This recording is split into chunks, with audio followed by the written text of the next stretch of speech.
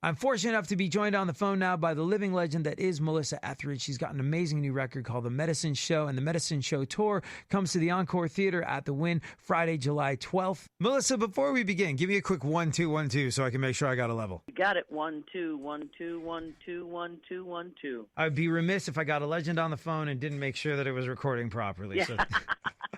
Good for you. Thank you. I try.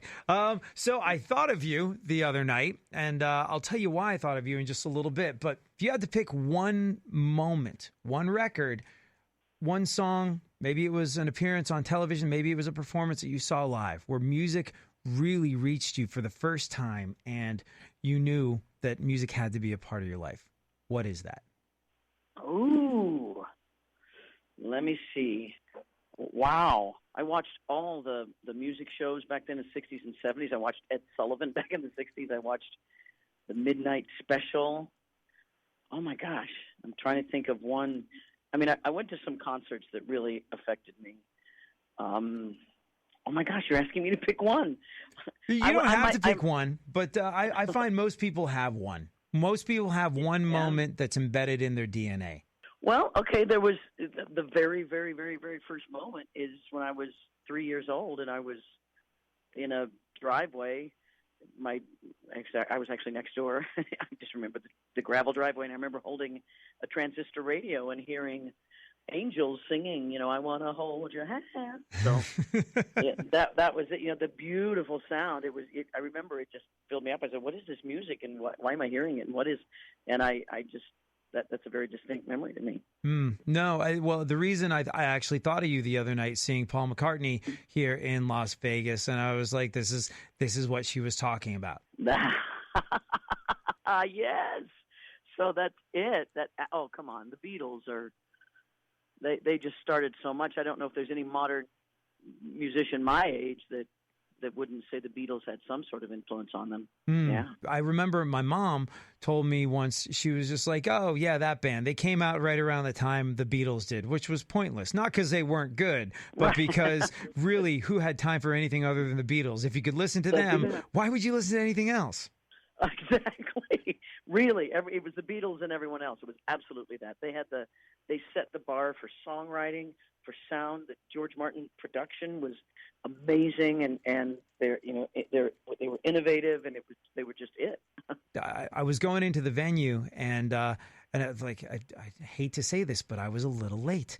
And and like I'm going up the escalator and I hear Paul McCartney's voice singing Blackbird, and I was just like, oh, here it comes, Waterworks. And there's something. There's sometimes music can just cut through absolutely every last thing that there is, and it hits you directly in the heart, and that's one of those times. Absolutely, I love that. I love that. And as a musician, you want to even have a small part of that in someone's life. It's the ultimate compliment. And here's the thing. I had a similar moment with your music. I remember being a kid sitting in my parents' car in England where I grew up, and you were on the radio. And I remember hearing you singing, and I remember going, and it was somebody bring me some water, and I was like, this woman means something. I don't really know what it is yet. I don't think I'm old enough to have figured it out, but she means it, and I'm gonna listen and figure out what that is. Oh, that's so cool, especially in England where I still remain sort of an underground thing there. So that's really cool. Thank you. No, thank you. So tell me, how do you go from holding the transistor radio hand in a gravel driveway in Kansas, listening to the Beatles, to Boston, Berklee College of Music? What took you there? A beautiful journey of a wonderful radio station in my in the Kansas City area that used to play it was WHB. We had one radio station, and it played everything. It played rock and soul. I could hear Marvin Gaye, then Led Zeppelin, then Tammy Wynette, all on one station. And that sort of rich, musical influence just gripped me, and I started playing guitar at the age of 10 and started writing songs, and was in a talent show, got in with a country band, a local country band, played around, played all through high school. I would play every weekend in a cover band and learned how to play in front of people, learned how to do it, got better at guitar. Went to Berklee College of Music for a minute. I didn't last long there. And then I just started, I could make a living at it. I could go down to a restaurant or a bar or a hotel lounge, and I could get a gig playing and singing, for people. And so I just made a living and finally got to Los Angeles in the early 80s and did my best, and it worked out all right. Yeah, it seems to be working out pretty good. Yeah. I wanted to talk for a moment about Memphis Rock and Soul, which is one of my favorite records in a very, very long time. And I'll tell you why. Besides the fact that you did an incredible job at it. I mean, it just, it takes some, it's like doing a Beatles cover, you're going to cover these unbelievable artists, these groundbreaking classics. And it takes some real stones to be like, I have something to add to this. And you did it. What was it intimidating approaching those songs? Absolutely. Thank you so much for acknowledging that, because it really was. And I really wanted to put a challenge out in front of myself like that. And when you really look at it and you see how much that the Stax artists actually influenced the Beatles, John Lennon and Paul McCartney, they were huge Otis Redding fans. They were, and this is the music that just made rock and roll burst forth from it, this soul heart that it had. And so I did. I wanted to go down there. I wanted to have a Memphis experience. I wanted to play with the musicians that created it, that were a part of this. I wanted to add my own rock sensibility to it, and I just had a blast, and I will always cherish that album. And so thank you again for liking that. Oh no, and isn't it true that you used some of the original recording equipment? Like you were stepping up to the microphone that some of these folks had sung into. Like, what was that like? Oh no, the studio that I recorded this in is called Royal Studio down in Memphis, and it is so historic. It's Al Green. It's these amazing artists that and the producer Boo Mitchell, who his father opened up the studio. It's insanely historic. They haven't done anything to it because they don't want to change the vibe. They were afraid if they did anything to the studio it would change the vibe. So it's just down home, and the microphone number 19 that Al Green sang on, it's right there, and I sang on that, and it was just a real thrill. I mean, it's got to be kind of unreal looking at the microphone, knowing that Al Green looked at it all those years ago and was like, all right, let's do this. Oh yeah. And I was playing with some of his musicians, the Reverend Charles, playing, the organ you hear on Love and Happiness.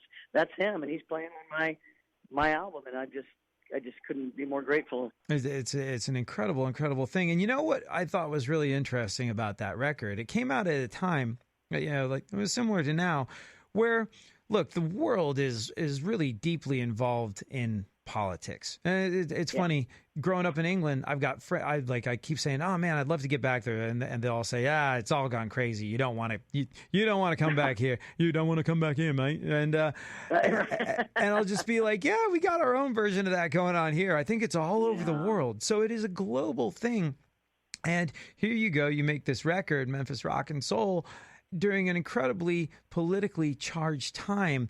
And you're someone who's always had a lot to say about a lot of things. And I remember thinking about this going, in a way, the most political record she could make, because it's throwing back to a time where there were real problems, it wasn't now where, now we sort of see little hints of prejudice coming back where people feel all Billy Big Balls for a second, and they'll say something and go, oh, wait, we can't say that. We forgot. We thought we could because the internet emboldened us, but this is real life. Can't do that. But these records go back to a time where people could say and do horrible things.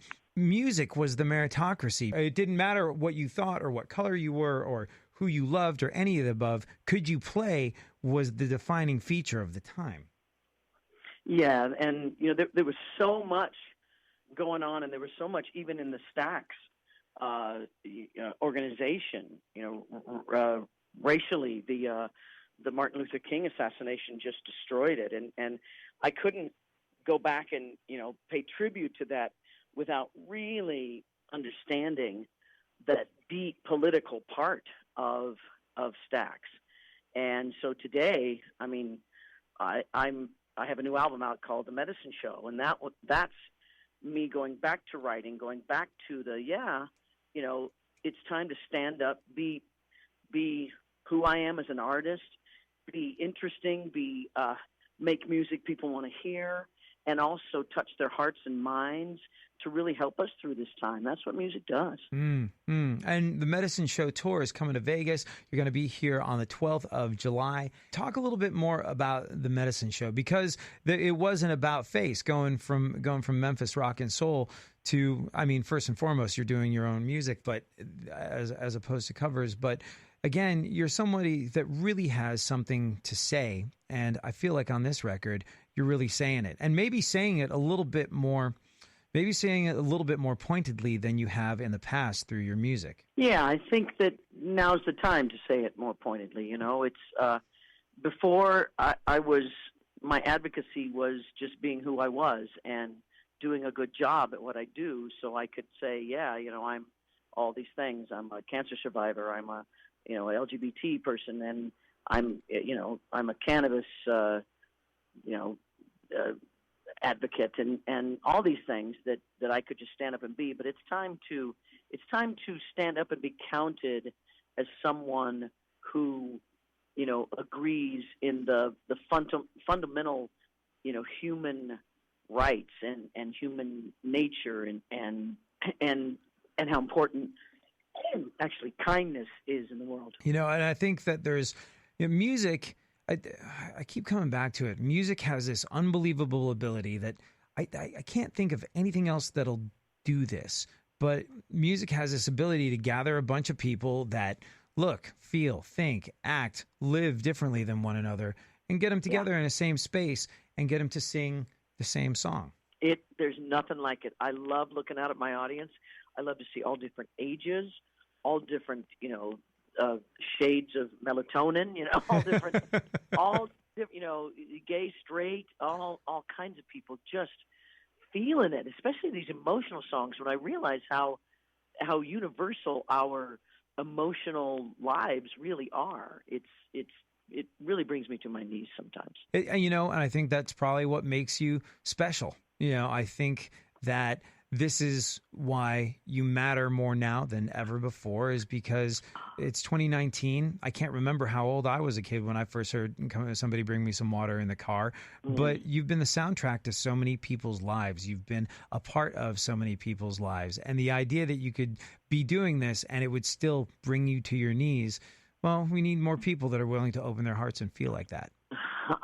Well, at this point, you can achieve so much success, but unless your heart and your mind and your soul is being uplifted, it doesn't mean anything. So I believe in this world. I believe in us. I believe in this country. I believe in that we can make our situation a better place. We can do this. And, I was in Berlin when the wall came down. I saw what people can do. People just getting together and saying, no, we're going this way. And so I believe that. I interviewed Chuck D from Public Enemy a little while ago, and I was like, what's the best piece of advice you could give to, somebody in 2019? He was like, get a passport. And I was like, what do you mean?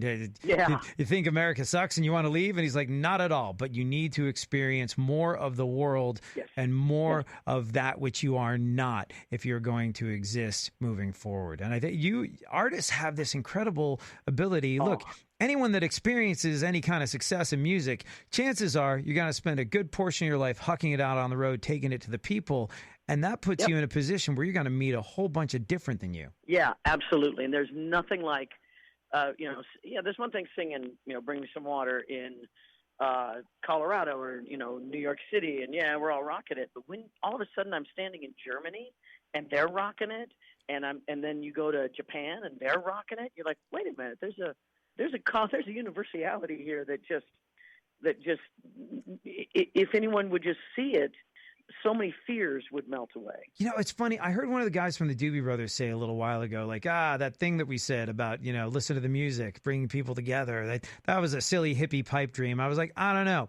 I still think it's the best shot we've got. I think you're selling the whole idea short. And maybe I'm a foolish optimist in that way. But I honestly believe our best way forward is through music. And to have somebody like you flying a flag, carrying a torch, being on your knees with gratitude when you play is one of the things that's going to help us all get where we're going. And without people like you, life would be a giant mistake. Wow, same back right at you, honey. Thank you so much. No, thank you. And we'll get a chance to see Melissa Etheridge at the Encore Theater at the Wynn on the 12th of this month. And we'll be living through her record, The Medicine Show, and be living through the live show of The Medicine Show as well. Melissa, thank you so much. Anything you care to add? No, I'm just looking forward to, getting to Vegas. It's always a good time there. We're going to be doing, the hit songs and some new songs and just having a blast. So I look forward to getting there. Very cool. Well, Melissa Etheridge, thank you so very much for your time. We will see you on the 12th at the Wynn at the Encore Theater. Thank you so much. Bye-bye.